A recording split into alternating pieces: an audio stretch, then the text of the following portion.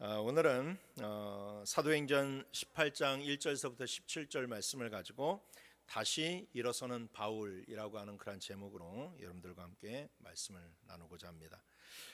지난주 우리는 사도 바울이 아덴에 있는 아레오바고에 올라가서 복음을 선포했던 장면들을 살펴보았습니다. 하지만 최고의 지성인들이 모였다라고 하는 그 아덴에서 복음이 선포되었을 때 수많은 아덴 사람들이 굉장히 냉소적인 반응을 보였죠. 어떤 사람들은 비웃고 조롱하기도 하고 어떤 사람들은 그냥 한 귀로 듣고 한 귀로 흘리는 모습도 보이게 되었습니다. 더군다나 도시 전체가 우상으로 가득 둘러싸여 있었기 때문에 결국 바울은 아덴에 오래 머물지 못하고 남서쪽으로 약 한 80km 정도 떨어진 고린도라고 하는 도시로 발걸음을 옮기게 되었습니다. 오늘 본문 1절 말씀에 보면 말씀이 이렇게 시작하죠. 그 후에 바울이 아덴을 떠나 고린도에 이르렀다라고 그렇게 말씀이 시작이 됩니다.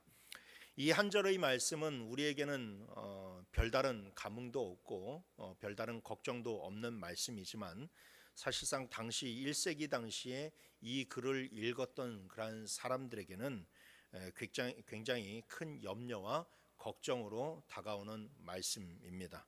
왜냐하면 고린도는 당시 로마 사회 안에서 가장 타락하고 가장 불경한 그런 도시가 바로 고린도였기 때문에 그렇습니다. 그래서 오늘 말씀을 시작할 때는 우리가 좀 시간이 걸려도 고린도가 어떤 도시인지를 살펴보는 것이 굉장히 중요하다고 할 수 있습니다. 오늘날 세계 3대 운하라고 이렇게 불려지는 운하가 있습니다. 첫 번째는 수에즈 운하, 그리고 두 번째는 이 아메리카 대륙에 있는 파나마 운하, 그리고 세 번째가 그리스에 있는 이 고린도 운하라고 이야기할 수가 있어요.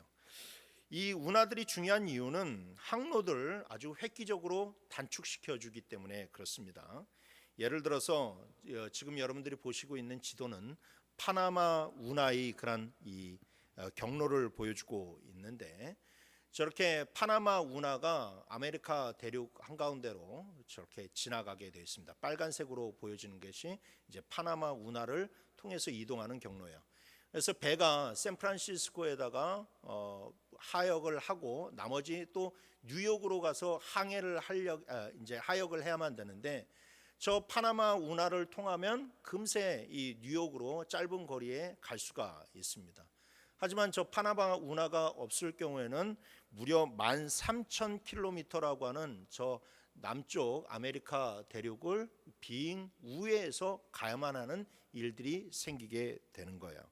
그래서 이 운하는 해상교통에 있어서 굉장히 중요하고 또 막대한 부를 가져다 주게 됩니다.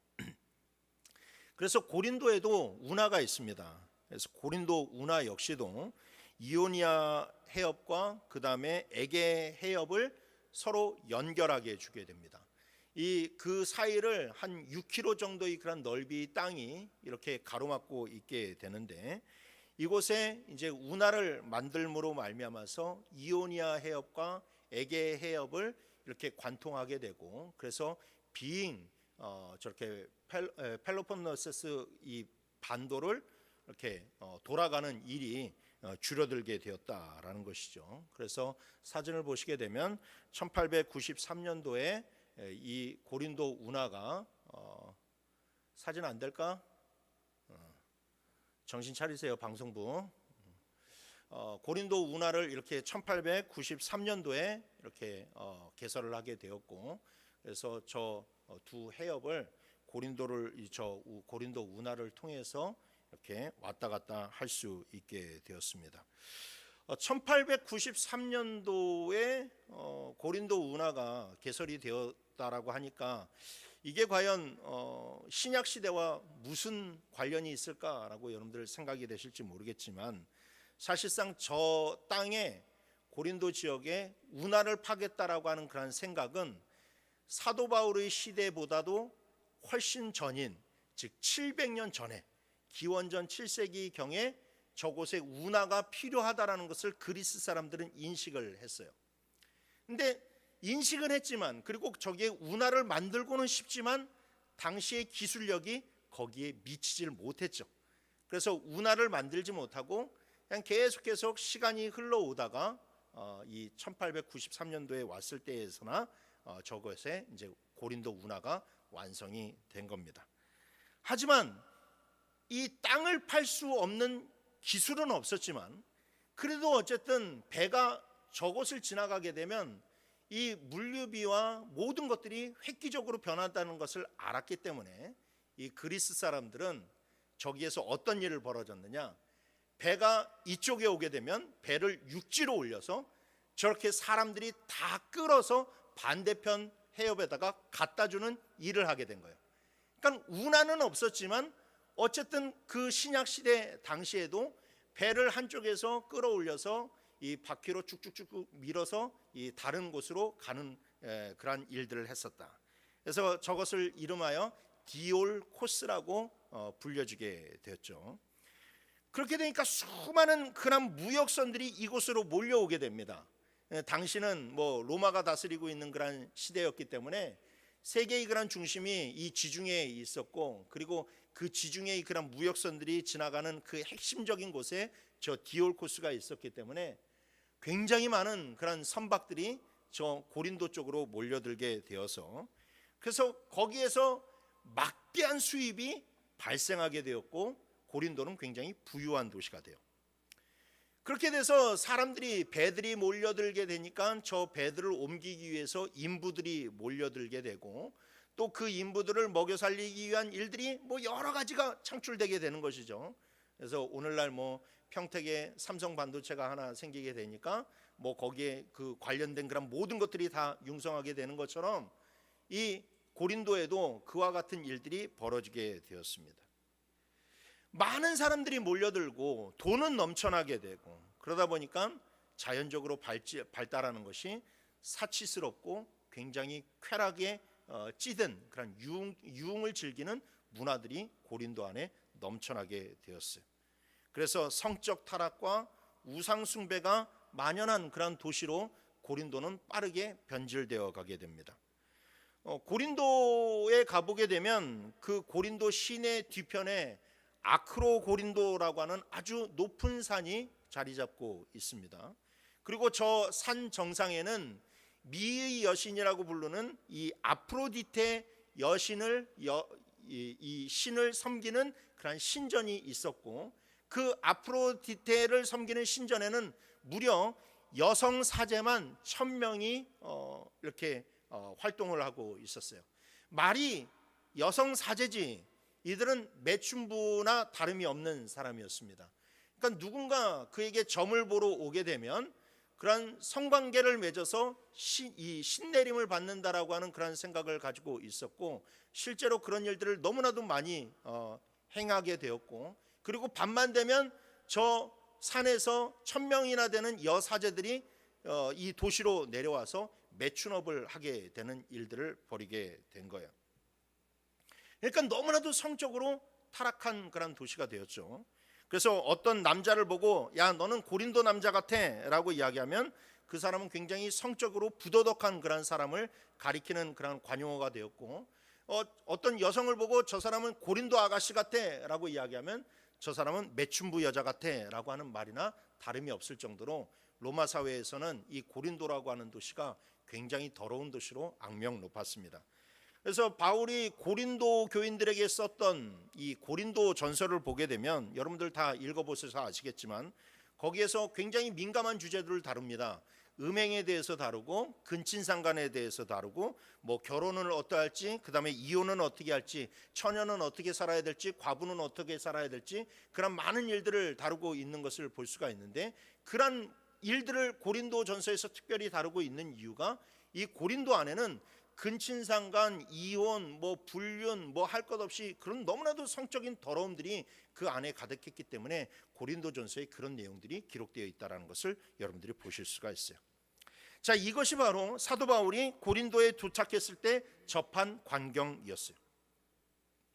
사도 바울은 이전에 선교했던 아시아 지역에서는 비록 고난과 핍박이 있다 할지라도 많은 열매들을 거두고 거기에서 교회를 세웠습니다. 그런데 사도 바울이 마게도냐로 와서는 너무나도 다른 이 선교적 환경을 접하게 되는 것이죠. 마게도냐로 와서는 한 지역에 오래 머물 수가 없었어요.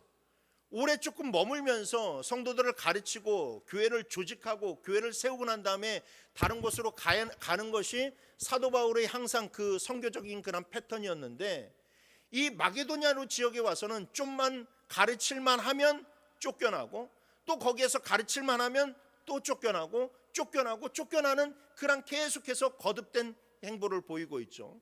그래서 여러분들, 우리가 지금까지 살펴보았던 빌립보, 데살로니가, 베레아 이런 지역에서 보게 되면 이 사도 바울이 한 달 정도밖에 이렇게 머물지 못하고 계속해서 쫓겨서 옮겨 다니는 것을 볼 수가 있습니다.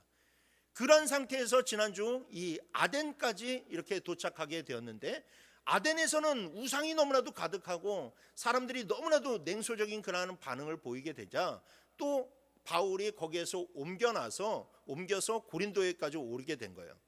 그러니까 이제 마게도냐를 건너와서 이제까지 이 고린도에 이르기까지 사도 바울은 이렇다 할 성과를 거두지도 못했고 열매를 거두지도 못했어요.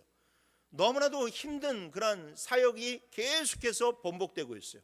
사회로 이야기하자면 실패하고 또 실패하고 쫓겨나고 실패하고 쫓겨나서 지금 고린도에 이르게 되었다라는 겁니다. 그런데 막상 고린도에 이르렀더니 이전보다도 너무나도 더 처참한 그런 환경, 너무나도 더러운 그런 환경, 그런 것들을 보게 되었을 때 이 사도 바울의 그런 마음은 정말로 무너질 수밖에 없었다라는 겁니다.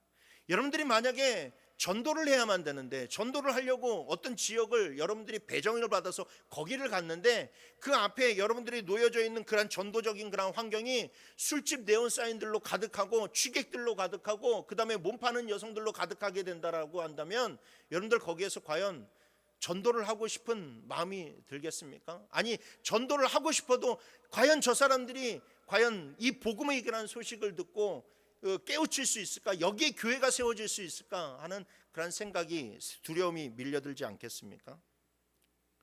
눈에 보이는 열매가 모든 것을 대변하지는 않지만 기대했던 만큼의 열매가 맺혀지지 못하고 계획했던 대로 거기에 머물지 못하고 계속해서 쫓겨나와서 이리저리 옮겨다니는 그런 사도 바울의 모습은 사도 바울의 마음을 크게 낙심하기에 충분하게 되었고 그를 좌절하기에 충분하게 만들었다라는 거예요. 그렇습니다. 우리도 살다 보면 이렇게 낙심의 때가 찾아올 때가 있습니다. 실패와 좌절로 휩싸일 때가 있습니다. 열심히 했는데 열심히 일한 만큼에 대한 열매를 거두지 못할 때가 있습니다. 사단의 역사가 너무나도 강해서 내 힘으로는 도무지 어찌할 도리가 없을 때가 있습니다. 그래서 정말로 다 내려놓고 다 포기하고 싶을 때가 우리들의 인생 가운데 있다라는 것이죠. 여러분, 사람은 육신에 갇혀있는 존재이고 땅에 발을 딛고 살아가는 그런 존재이기 때문에 땅의 일에 민감할 수밖에 없어요. 열매를 거두지 못하면 자연적으로 내가 그러고 싶지 않아도 어려움을 당할 수밖에 없고, 질병이 찾아오게 되면 내 마음이 급격하게 낙심할 수밖에 없고, 뜻하던 일이 내 계획대로 되지 않으면 실망에 빠질 수밖에 없다라는 겁니다. 그것은 성도라 할지라도 여러분 다르지 않다라는 거예요. 그러나 여러분, 희망적인 것은 우리는 하나님을 믿는 사람들입니다. 그래서 우리가 낙심되고 힘겨울 때에 하나님은 우리를 찾아오셔서 우리에게 힘을 북돋아 주시고 다시 일어서게 하시는 분임을 믿으시길 바랍니다. 오늘 본문은 거듭된 실패와 고린도의 그런 암담한 환경 가운데서 실패와 좌절로 낙심해 있는 사도 바울을 하나님께서 다시 일으키시는 그런 이야기를 다루고 있습니다. 아무쪼록 오늘 본문 말씀이 지치고 힘든 분들에게 위로가 되기를 원합니다. 그리고 세상 속에서 여전히 복음을 가지고 영적 싸움을 싸워가는 우리 모두에게 힘이 되기를 주님의 이름으로 축원합니다. 첫 번째로 바울은 고난 가운데 일하시는 하나님을 발견했을 때 힘을 얻었음을 기억하시길 바랍니다. 고난 가운데 일하시는 하나님을 발견했을 때 힘을 얻었다. 자, 바울이 고린도에 도착했을 때 그는 육체적으로나 영적으로나 모두 다 탈진한 상태였습니다. 오늘 본문에는 그것이 나와 있지 않지만 그러나 고린도전서 2장 3절에 보면 이런 말씀이 나오죠. 내가 너희 가운데 거할 때에 약하고 두려워하고 심히 떨었노라 라고 이야기해 주고 있어요. 그러니까 이 사도 바울이 고린도에 도착했을 때는 굉장히 심령이 약한 가운데서 도착했다라고 그렇게 고백을 하고 있죠. 그리고 그 주어진 그런 환경을 보게 되면서 그리고 앞날을 보게 되면서 두려워하고 심히 떨리는 일들이 사도 바울 가운데 일어났다라는 겁니다. 그런데 이때 사도 바울을 더욱더 힘들게 하는 일이 발생하게 됩니다. 그것은 바로 가지고 있었던 물질이 다 떨어지게 된 거예요. 잘 아시다시피 원래 사도 바울이 계획했던 2차 전도 여행은 마게도냐 지역으로 건너오는 것이 아니었습니다. 이 소아시아 지역이나 아니면 갈라디아, 비두니아 이런 지역을 돌아다니면서 선교를 하는 것이 목적이었는데 그것이 뜻대로 되지 않았다가 드로아 항구에서 환상을 보고 그 마게도냐로 건너가는 그런 배편을 끊어서 그가 와서 마게도냐 지역에서 지금 활동하고 있지 않습니까? 계획했던 일정들이 늘어나게 되면서 결국 가지고 왔던 그런 모든 물질들도 다 소진되고 말았어요. 그러다 보니까 바울은 어쩔 수 없이 이 선교비를 충당하기 위해서 또한 이 생계를 유지하기 위해서 할 수 없이 일을 찾아 나서게 됩니다. 그래서 천막을 자기가 만들 수 있기 때문에 천막을 만드는 곳을 가서 일자리를 찾게 되는데 그때 찾아간 곳이 어디냐? 바로 브리스길라와 아굴라가 영업을 하게 되는 그런 천막을 만드는 공장을 찾아가게 된 거예요. 그래서 사도행전 18장 2절 3절 말씀해 보니까 아굴라라는 본도에서 난 유대인 한 사람을 만나니 글라우디오가 모든 유대인을 명하여 로마에서 떠나라 한 고로 그가 그 안에 브리스길라와 함께 이달리아로부터 새로 온지라 바울이 그들에게 가매 생업이 같으므로 함께 살며 일을 하니 그 생업은 천막을 만드는 것이더라 라고 이야기합니다. 자, 바울이 굉장히 힘든 그런 상황에 빠져서 이제 어쩌자 할 수 없이 이 천막을 만드는 그런 이 사업터에 방문을 하게 되었는데 그런데 이 사업터를 운영하고 있는 브리스길라와 아굴라도 이 당시에 굉장히 힘든 그런 상황에 있던 사람들이었습니다.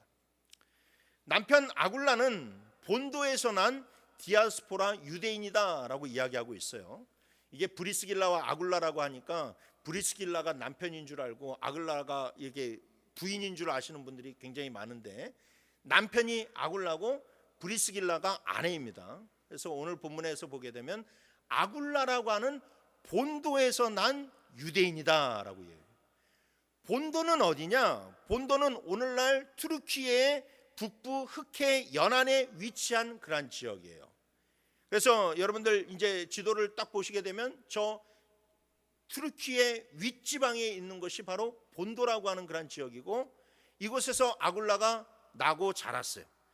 그런데 이 사람이 그 본도라고 하는 그런 지역에서 계속 사는 것이 아니라 어디로 이동을 했냐면 여기 이달리아, 즉 이탈리아 로마로 가서 자기 그런 이 삶의 터전을 꾸렸다라는 겁니다.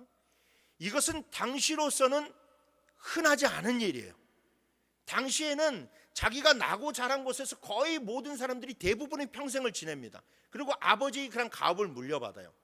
그런데 이 아굴라라고 하는 그런 사람은 본도에서 좀 먼 그런 이 로마까지 가서 자기의 그런 삶을 했다라는 것은 그만큼 아굴라라고 하는 그런 사람이 굉장히 야심이 많고 굉장히 큰 꿈을 가진 그런 사람이라는 것을 우리가 여기에서 유추해 볼 수가 있어요.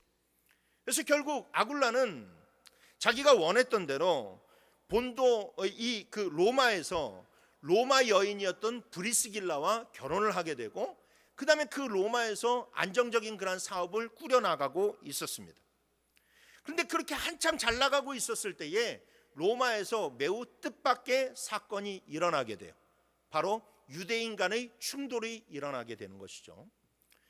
이것은 성경에만 기록된 것이 아니라 일반 역사서에서도 기록되어 있습니다. 일반 역사서에 보게 되면 이 당시 로마에 크레스투스라고 하는 그런 사람을 두고 유대인들 간에 서로 분쟁이 생겼다라고 이야기합니다. 자, 크레스투스 누구를 이야기할까요? 예수 그리스도를 가리킵니다. 그러니까 그리스도라고 하는 그런 사람을 두고 유대인과 유대인들이 서로 싸웠다라는 거예요. 즉 누가 싸웠겠습니까? 예수 그리스도를 믿는 유대인들과 유대교를 믿는 유대인들 간에 충돌이 생기게 되었다라는 거죠. 뭐 말이 싸움이지 사실상 솔직히 싸움이라기보다도 유대교를 믿는 유대인들이 일방적으로 예수를 믿는 유대인들을 핍박하고 그런 가운데서 문제가 생기게 되었다라는 거예요.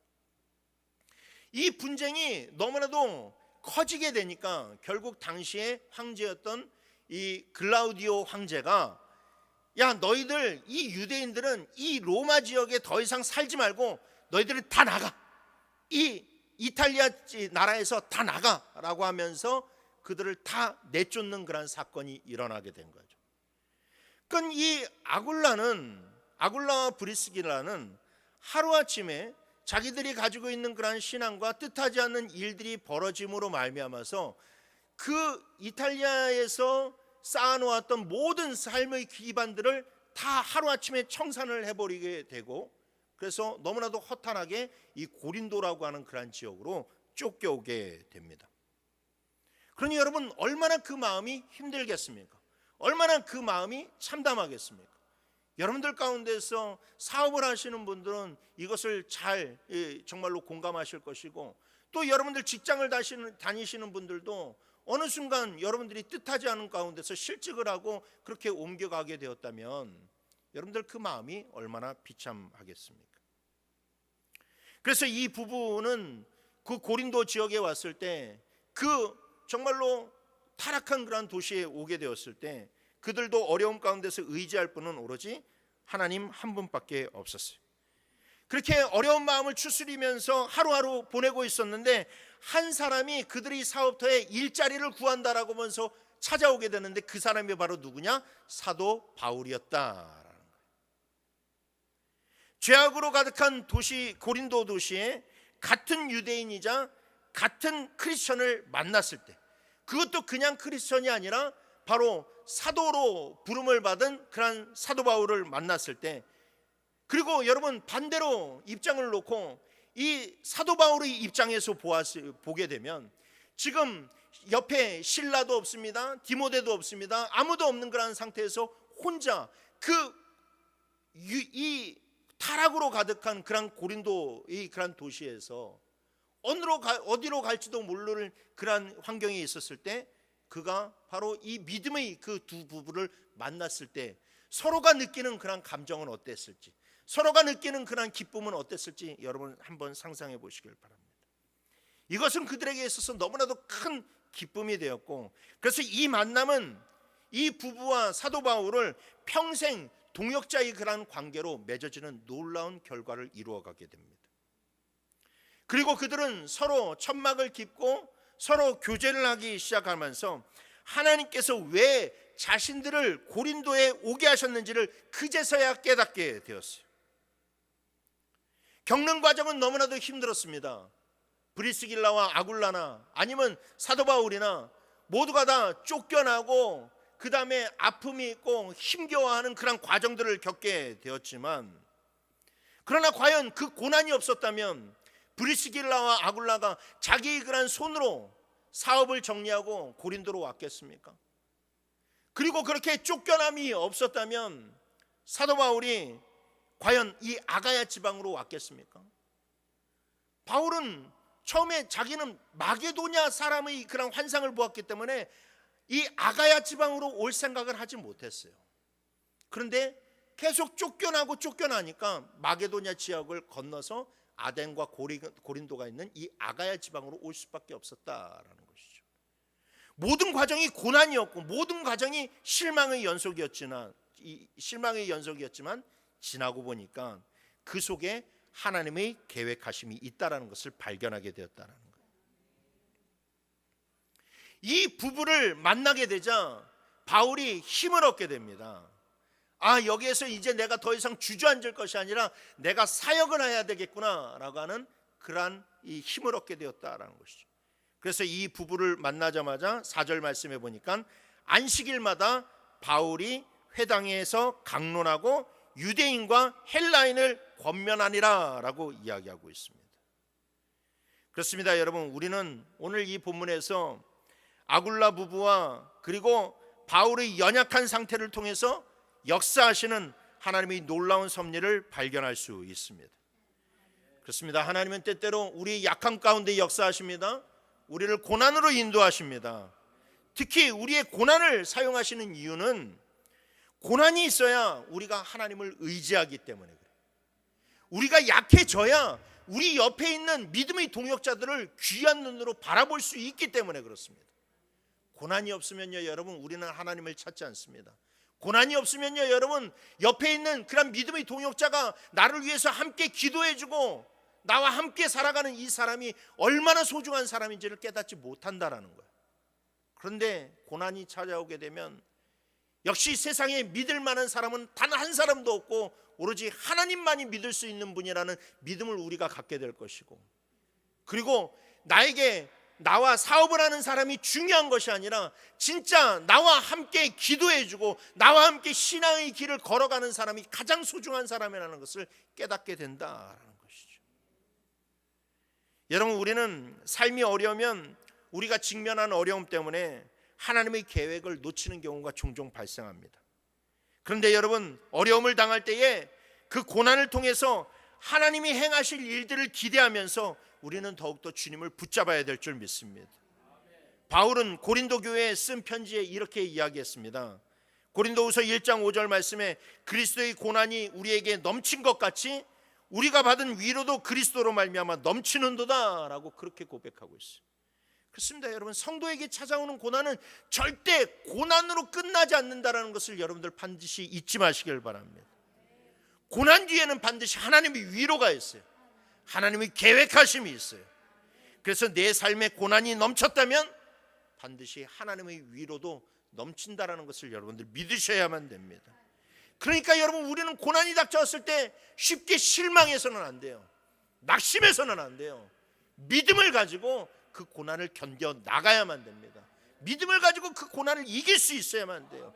그래서 그 뒤에서 왜 하나님이 내게 그 고난을 주셨는지 깨닫게 될 때에 여러분, 우리들이 믿음이 성장하게 되는 것이고 우리들이 믿음이 견고해지게 되는 거예요.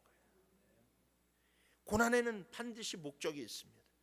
로마서 8장 28절 말씀에 우리가 알거니와 하나님을 사랑하는 자 곧 그의 뜻대로 부르심을 입은 자들에게는 모든 것이 협력하여 선을 이룬다라고 이야기하지 않았습니까? 이 모든 것에 여러분, 이 모든 것을 차지하는 것이 무엇이냐? 바로 고난이라는 거예요. 고난.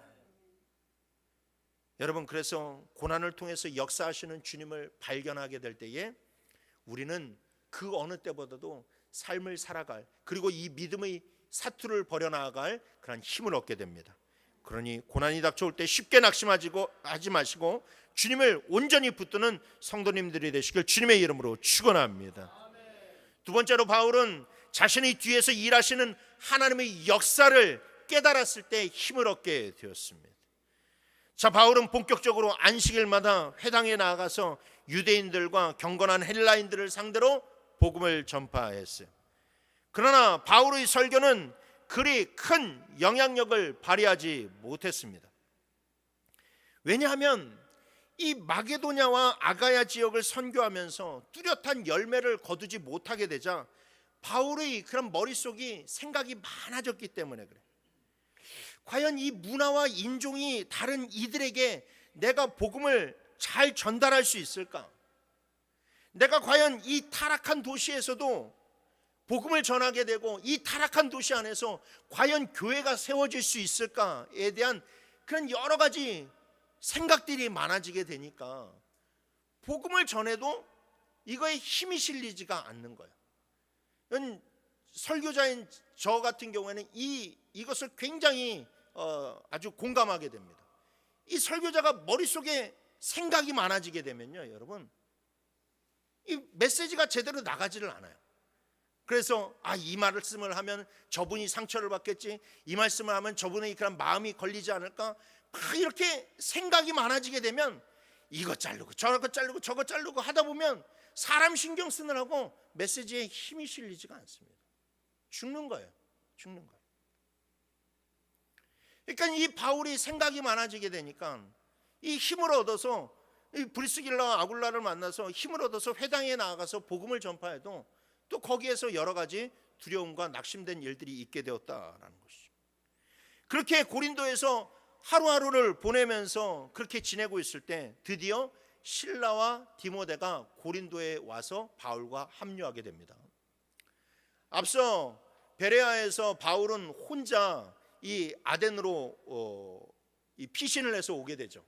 그래서 어떤 분들이 성경책을 읽어보면서 야, 사도 바울 지만 살겠다고 그렇게 도망가고 이 디모데와 실라는 거기에다 남겨두냐라고 여기시는 분들이 있을지도 모르겠는데, 그게 아니라 당시에 이 실라와 디모데는 다른 일을 하려고 거기에서 자리를 비우고 있었어요. 디모데는 이전에 이 3주 동안 복음을 전할 수밖에 없었던 이 데살로니가 지역에 가서 그곳에 이 복음을 접했던 사람들이 어떻게 살아가고 있는지를, 어떻게 지내고 있는지를 살피기 위해서 데살로니가 지방으로 갔었고, 실라는 이 마게도니아의 첫성이었던 그런 빌립보에 가서 빌립보 형제들은 어떻게 지내고 있는지를 살피고 있었어요. 그래서 이 바울만이 그 베레아에서 사역을 하고 이제 남겨져서 계속해서 사역을 하고 있었는데, 뜻하지 않은 데살로니가의 유대인들이 옴으로 말미암아서 바울이 혼자 이 아덴으로 피신을 올 수밖에 없었다라는 거예요. 그래서 나머지 사역들을 잘 마친 이 디모데와 실라가 이제는 고린도에 와서 바울과 합류를 하게 됩니다. 그런데 이때 디모데와 실라가 굉장히 뜻밖의 소식을 가져오게 돼요. 특별히 디모데는 데살로니가에 있는 데살로니가에 있는 성도들이 이 소식을 전해오게 되는데, 데살로니가에 있는 성도들이 신앙의 뿌리가 잘 내려지게 되고 거기에서 교회가 세워졌다라고 하는 소식이었어요. 데살로니가전서 3장 6절에 보니까 지금은 디모데가 너희에게로부터 와서 너희 믿음과 사랑의 기쁜 소식을 우리에게 전해 준다라고 그렇게 고백하고 있는 장면이 나오죠. 그러니까 이 데살로니가 지역은 어떤 지역이었어요? 유대인들이 반대가 너무나도 심했던 지역. 그래서 불량배들을 동원해서 그렇게 정말로 사람들을 핍박하고 하는 그런 지역이에요. 그리고 바울은 데살로니가에서 고작 3주 안식일, 새 안식일, 즉 설교의 횟수로 따지면 결국 고작 3번의 그런 설교밖에 하지 못했던 그런 지역이 바로 데살로니가 지역이었다라는 거예요. 그런데 그 짧은 시간에도 불구하고 그 3번의 그런 설교에도 불구하고 복음의 씨앗이 그곳에 심겨지게 되었고, 데살로니가의 그런 성도들이 그 박해를 잘 이겨내게 되면서 점점 믿는 자들이 무리가 많아지게 되고 교회는 점점점 뿌리 내려가고 있었다라는 겁니다. 그래서 이 기쁜 소식을 듣고 바울이 즉각적으로 쓴 편지가 무엇이냐? 바로 데살로니가 전서였다라는 것이죠. 그리고 실라는 빌립보 교회를 갔었는데 이 올 때 무엇을 가지고 왔느냐? 빌립보 교회의 성도들이 이 사도 바울의 사역을 위해서 헌금한 이 선교 헌금을 가지고 오게 되었어요. 빌립보서 4장 15절 말씀해 보니까 복음의 시초에 내가 마게도냐를 떠날 때에 주고받은 일에 참여한 교회가 너희 외에 아무도 없었느니라 라고 이야기를 하고 있죠. 그러니까 교회가 없고 정말로 수백 킬로미터 떨어진 그런 빌립보 교회였는데, 이때 빌립보 신라가 방문했을 때 신라의 편을 통해서 사도 바울을 후원하는 후원금을 보냈다라는 거예요. 자, 앞서 말했듯이 지금 사도 바울은 물질이 딱 떨어져 있는 상태였어요. 물질이 떨어져서 사역을 할래야 잘 할 수가 없고, 안식일에는 가서 복음을 전하지만 그런데 평일날에는 계속해서 그 선교비를 충당하기 위해서, 생계를 충당하기 위해서 일주일 내내 일을 해야만 되는 그러한 일이 벌어지고 있었다라는 것이죠. 그런데 그때에 하나님께서 그에게 필요한 물질을 정확히 공급하심으로 말미암아 그가 더 이상 이 천막을 깁지 않고 나아가서 복음을 전할 수 있는 그런 기회의, 그런 복음의 길을 열어주신 거예요. 여러분 한번 생각해 보세요.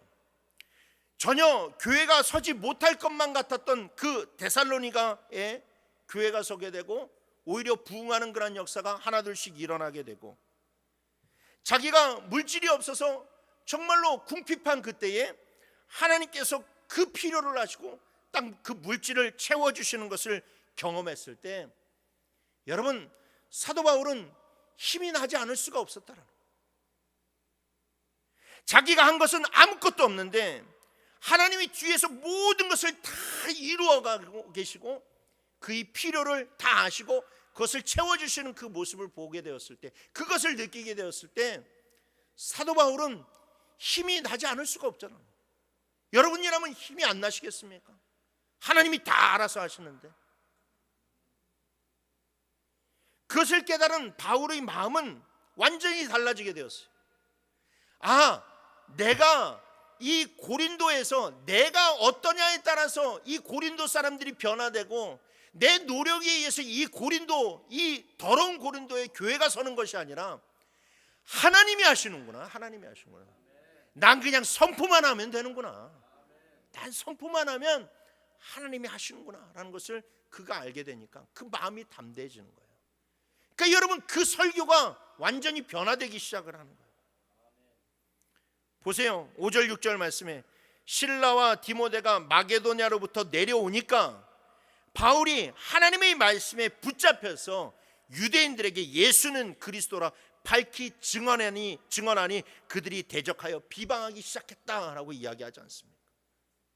여러분 바울이 회당에 가서 유대인들에게 예수는 그리스도다라고 하는 그 메시지는 항상 전하는 메시지. 이전에도 계속해서 전했던 메시지, 지난주에도 그것을 전했던 메시지예요. 그런데 여러분 지금 달라진 것은 뭐예요? 뭐라고 이야기하냐면 밝히 증언했다라는 거예요. 메시지 톤이 달라졌다는 거예요. 마음이 달라졌다는 거예요. 담대하게 선포했다는 거예요. 이제 더 이상 유대인들의 눈치를 본 것도 아니고 머리의 생각도 여러분 간결해지게 되었어요. 복음을 전하는 겁니다. 말씀이 살아나기 시작했다는 것이죠. 그러니까 여러분 어떤 일이 일어났습니까? 곧바로 유대인들이 대적하기 시작했다라고 얘기하잖아요. 여러분 유대인들이 대적하기 시작했다는 것은 사도 바울의 말씀이 살아났다고 하는 그런 증거, 확실한 증거입니다. 여러분 꼭 말씀을 듣고 성도들이 막 아멘 아멘 하고 은혜 받았습니다 하고 그런 말만 나와야지 여러분 설교가 살아있다라고 생각하십니까? 아니요. 말씀이 살아있으면요 여러분 대적하는 자들이 일어납니다. 대적하는 자들이 일어나요. 여러분 제 말씀이 살아있으면 여러분들 누군가는 찔림을 받아야 되고 누군가는 부끄러워야 되고 누군가는 마음 가운데 분함도 일어날 수 있습니다. 화도 날까요? 화도 날 수 있어요. 여러분들이 악해서 그런 것이 아니라 우리 안에 있는 사단이 깨어나기 때문에 그렇습니다. 여러분 보세요. 귀신 들린 아들을 데리고 왔는데 제자들이 그 귀신을 몰아내질 못합니다. 근데 예수님이 오니까 그 귀신이 발작을 일으키기 시작하고 거품을 내밀기 시작하고 그래서 그 귀신이 떠나가지 않습니까? 말씀이 살아있으면 우리 가운데 죄악된 요소들이 드러나야 되고 그 드러나는 그런 요소들 가운데 영적 싸움이 일어나야만 되는 것이고, 그래서 그 영적 싸움 가운데서 내가 이겨내고 승리했을 때 우리들이 믿음이 온전한 길로 갈 수 있는 거예요. 그래서 결국 메시지가 살아나니까 유대인들이 바울을 대적하기 시작했고 결국에는 바울이 회당에서 쫓겨나는 일이 생겼어요. 메시지가 죽었을 때는 누구도 신경 안 쓰고 그래 뭐 얘기를 하든 말든 그냥 회당에서 계속 가서 설교할 수 있었는데 메시지가 살아나니까 회당에서 쫓겨나는 일이 있었어요. 생겨나게 됐어요. 그러면 참 여러분들 걱정이죠. 회당에서 쫓겨났는데 도대체 복음의 그런 일들이 어떻게 일어날까?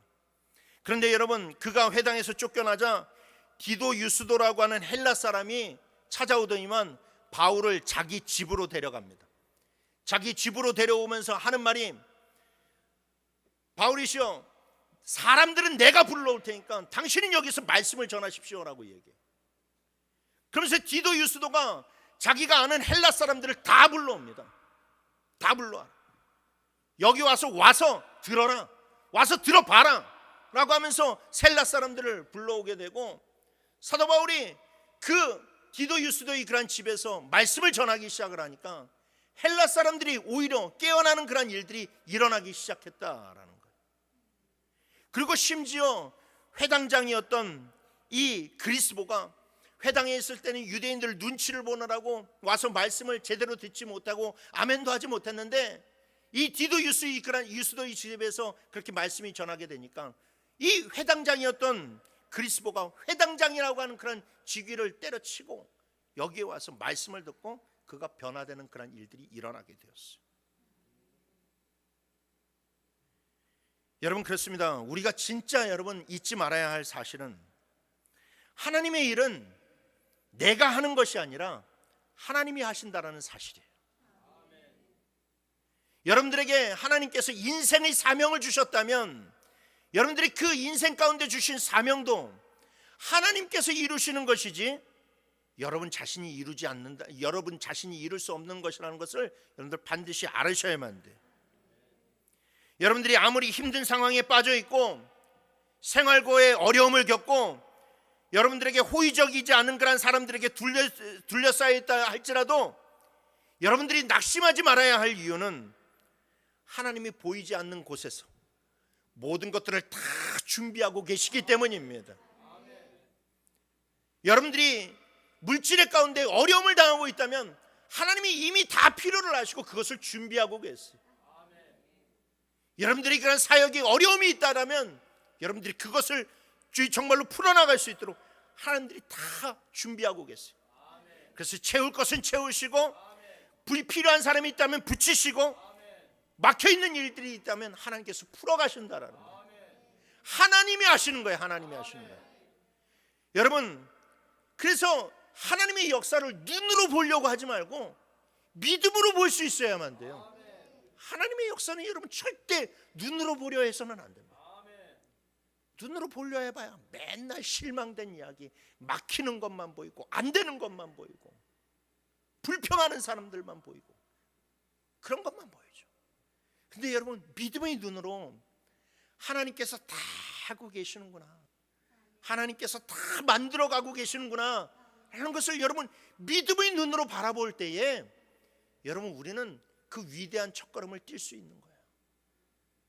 아브라함이 여러분 믿음의 그런 눈으로 정말로 갈대아 우르를 떠날 수 있었던 것은 믿음의 눈이 있었기 때문에 그가 떠날 수 있었던 것처럼, 여러분 우리가 하나님을 향한 그런 영광스러운 인생을 살아가려면 여러분 보이는 것을 쫓아가는 것이 아니라, 보이는 돈, 보이는 사람을 쫓아가는 것이 아니라 여러분 믿음의 눈으로 하나님을 바라볼 수 있어야 여러분들이 인생 가운데 놓여져 있는 하나님의 계획을 이룰 수가 있습니다. 그러니 여러분 늘 믿음의 눈으로 뒤에서 우리 그런 보이지 않는 곳에서 역사하시는 하나님을 바라보시길 원하며, 그래서 늘 하나님의 은혜를 체험하면서 살아가는 여러분들이 되시길 주님의 이름으로 축원합니다. 마지막 세 번째로 사도 바울은 하나님의 음성을 들었을 때 강력한 힘을 얻었음을 기억하시길 바랍니다. 자, 고린도 안에서 믿는 자들이 점점 많아지게 되자 당연히 유대인들의 반대가 심해지게 되었어요.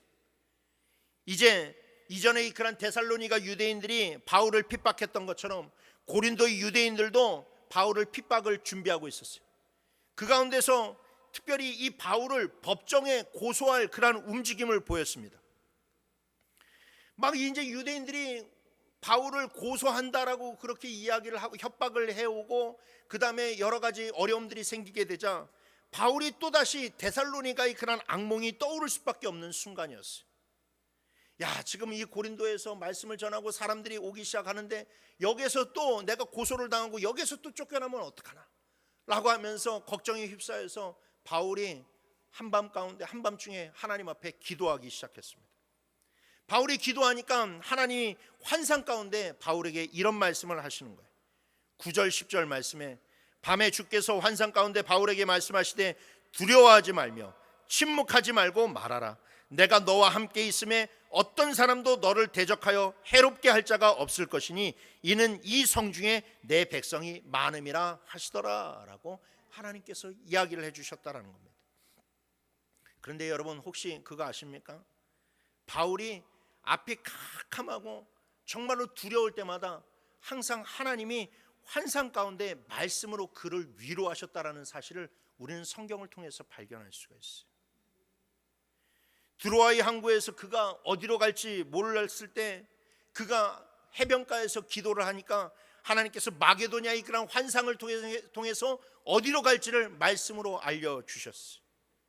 사도행전 27장에 보게 되면 폭풍으로 배가 난파되어서 이제 꼼짝없이 죽게 되었을 때 바울이 그 풍랑이 이는 그런 배 한가운데서 하나님께 기도하니까 하나님의 사자가 환상 가운데 나타나서 그를 위로하고 그가 죽지 않을 것이라고 말씀을 해주셨어요. 오늘 본문에서도 두려움과 걱정에 휩싸여서 기도할 때에 하나님이 환상 가운데서 그에게 말씀을 주셨다라는 겁니다. 하나님은 말씀을 통해서 사도 바울에게 두 가지를 알려주셨어요. 첫 번째는 데살로니가에서처럼 그 누구도 너를 해롭게 하지 못할 것이고 너가 절대로 이 도시에서 쫓겨날 일이 없을 것이라고 하나님께서 그렇게 약속해 주셨어요.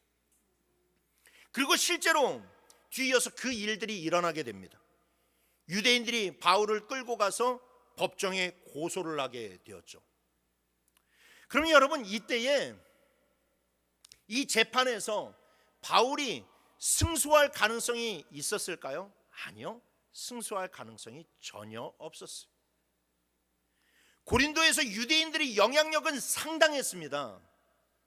오늘날도 그렇지만 여러분 유전무죄, 무전유죄는 어제 오늘의 일이 아니에요. 이 당시에도 당연히 그런 일들이 있었어요. 유대인들은 상당한 부와 권력을 가지고 있는 그런 상인들의 이 길들을 형성해서 이 고린도에 정착해 있었어요. 반면에 사도 바울은 외지에서 온 아무 힘없는 그런 한 사람에 불과해요. 여러분 그러면 이 유대인들이 상인 연합과 외지에서 온 한 사람이 소송을 붙었을 때 여러분 그 총독이 누구의 손을 들어주겠습니까? 당연히 여러분 이 유대인들의 편을 들어줄 수밖에 없어요. 이때 유대인들이요 여러분 어느 정도의 힘을 가지고 있었느냐면 이 승소가 결국 바울의 그런 승리로 끝나게 되는데 승소가 바울의 승리로 끝나자 화가 난 유대인들이 회당장이었던 소스데네를 데려다가 법정 앞에서 구타를 해요. 다른 곳이 아니라 법정 앞에서 그리고 갈리오 총독이 그것을 지켜보고 있는데 그 앞에서 구타를 한다고요. 여러분 그 일이 가능합니까? 만약에 그런 일이 있으면 그 사람들을 체포해다가 그 사람들을 구금해서 법정으로 재판을 넘기든 어디에다 옥에 가두든 그런 일들이 일어나야 될 거 아니에요. 그런데 오늘 본문에서 말씀에 뭐라고 이야기합니까? 17절 말씀에 보니까 갈리오가 이 일에 상관하지 않는다라고 이야기하잖아요. 그 이 끔찍한 광경을 목격함에도 불구하고 그것을 나서질 못하는 거예요. 왜? 유대인들이 그만큼 힘과 권력을 가지고 있기 때문에. 이 막강한 힘을 가지고 있으면 판사가 뭔 상관이고 법이 무슨 상관입니까? 그냥 무자비하게 그런 일들을 하게 되는 거예요. 그러니까 이 법정에서의 그런 싸움은 절대로 사도 바울이 이길 수 없는 그런 싸움이었어요. 절대 승소를 할 수 없는 싸움이었어요. 그런데 갈리오 총독이 누구의 손을 들어주었다고요? 사도 바울의 손을 들어준 거예요. 사도 바울의 손을 들어준 거예요. 진짜 일어날 수 없는 일이 일어난 거예요. 기적과 같은 일이 일어난 거예요. 사도 바울은 누구 하나 자기를 도와줄 사람이 없었는데 오로지 하나님 한 분이 그의 편이 되어주시니까 이 말도 안 되는 일이 일어나게 됩니다. 하나님이 음성을 통해서 알려준 두 번째 사실은 무엇이냐? 고린도에 하나님의 백성이 많다라는 거예요. 아무리 눈을 씻고 찾아보아도 고린도에 하나님을 믿을 만한 사람은 없었어요. 온통 술에 쩌든 사람, 불륜에 쩌들어 있는 그런 사람, 더러운 사람, 타락한 사람, 우상 숭배하는 사람, 그런 사람들로 가득했었어요. 저 사람들 가운데 도대체 누가 예수 믿어서 성도가 될 수 있을까? 그리고 과연 그곳에 어떻게 교회가 설 수 있을까? 그런 의문만 나고 있잖아요. 그런데 하나님이 말씀을 통해서 뭐라고 이야기하시면, 야, 그거 아니다. 이곳에 내 백성이 많다. 그러니까 염려하지 말고 여기에 머물면서 끝까지 사역하라는 거예요. 오래도록 사역해서 여기에 반드시 교회를 세우시겠다라고 하는 하나님의 말씀이 들려지게 되었어요. 그러니까 어떻게 되었어요? 무려 1년 6개월이나 사도 바울이 고린도에 머물면서 사역을 하기 시작했어요. 그리고 고린도 교회에, 이 고린도 지역에 드디어 교회가 세워지게 되었어요. 마게도니아 지역과 아가야 지역을 통틀어서 가장 교회가 세워지지 않을 곳에, 가장 전도가 되지 않을 그곳에 가장 교회다운 교회가 세워지게 되고 믿음의 성도들이 많아지게 되었다는 거예요. 그리고 하나님이 그곳에 온갖 신령한 은사들은 다 부어주셨어요. 다 부어주셨어요.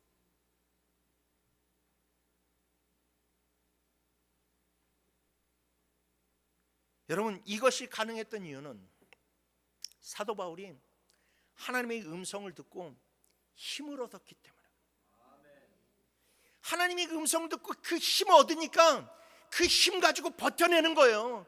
이겨내는 거예요. 견뎌내는 거예요. 그러니까 열매를 맺게 되는 거죠. 하나님이 계획하심을 보게 되는 거예요. 힘없는 자들은 중간에 포기합니다. 하나님이 아무리 좋은 것을 계획해 놓으셔도 그 고난을 이겨내지 못하고, 그 핍박을 이겨내지 못하고, 그 열매 없는 기간들을 이겨내지 못하면 절대 하나님의 일하심을 볼 수가 없어요. 그래서 여러분, 힘이 필요한 거예요.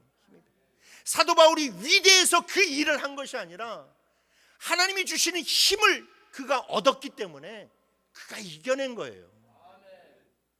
그래서 여러분, 우리도 다 똑같이 사도 바울이나 우리나 똑같은 성정을 가진 그런 사람들이고, 우리에게 필요한 것은 무엇이냐? 하나님이 주시는 힘을 공급받아야 된다는 것이죠. 그런데 여러분, 우리가 하나님께 힘을 얻을 수 있는 것은 앞선 것처럼 고난 속에서 하나님의 계획을 발견해도 우리가 힘을 얻게 되고, 하나님이 뒤에서 일하시는 것을 발견했을 때도 우리가 힘을 얻게 되지만, 무엇보다도 우리에게 가장 강력한 힘을 주는 것은 무엇이냐? 하나님의 음성을 듣는 거예요. 하나님 만나서 하나님의 음성 들으면 여러분, 모든 문제는 다 사라져요. 근심과 걱정, 여러분, 다 사라져요. 여러분, 누군가에게 직접 말을 듣는 것과 누군가를 거쳐서 이야기를 듣는 것은 천지 차이잖아요. 그러니까 여러분들이 이 강단에서 전하는 그런 말씀을 통해서도 여러분들이 분명히 은혜를 받을 수 있지만, 하나님 위로와 힘을 얻을 수 있지만, 그런데 여러분들이 진짜 기도하고 하나님을 붙잡아서 하나님을 만나고 하나님의 음성을 듣는 것과는 천지 차이라고요. 아무리 여기서 훌륭한 목회자가 와서 주옥 같은 설교를 해도 여러분들이 직접 하나님의 음성을 듣는 것과 비견할 수가 없다는 겁니다. 그래서 여러분, 하나님의 음성을 들어야 돼요. 여러분, 사도행전에서 계속 얘기하잖아요. 우리는 죽어서 말을 하지 못하는 우상을 믿는 사람들이 아니라고. 우리는 살아계신 하나님을 믿는 사람들이라고. 살아계신 하나님은 말씀을 통해서, 음성을 통해서 우리에게 자신을 드러내세요. 여러분, 하나님은요, 음성을 통해서 자기를 드러내시는 분이에요. 형상은 없으신데 그 말을 통해서, 음성을 통해서 우리에게 얘기하신다. 그러니까 여러분, 하나님을 믿는 사람이라면 하나님과의 교통이 있어야 돼요. 제가 지난주에도 얘기했지만, 우리는 비이성적인 하나님을 믿는 사람들이 아니라 초이성적인 하나님을 믿는 사람들.